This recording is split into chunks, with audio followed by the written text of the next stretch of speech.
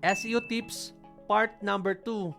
Hi everyone, Coach Kherk here. Tips for building an effective search engine optimization strategy. Focus on user experience. Good user experiences enable us to quickly achieve your goals and tasks with minimal friction or confusion. Those happy, loyal customers bring in revenue and keep the brand going, right? And remember, if the user experience is a ranking factor for search engines, we must make a mental note when working on improving your website SEO.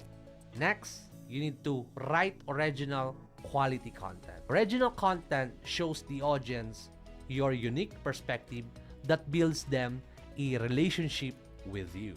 Your range should be comprehensive. Why? Because comprehensive pages help show search engine that you are an authority on that topic. The SEO content template tool by SEMrush, you can use that, guys.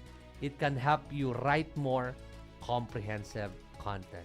When you create evergreen content, you need to consider what issues will bring long-term to your readers without needing significant updates. And also, you need to study your competitors. Compare their process to yours and cover in what areas you could improve. Afterward, it would help you craft a strategy that enhances the existing methods. Well, that's all we have for today. Stay tuned for more SEO tips and thank you for watching. See you there.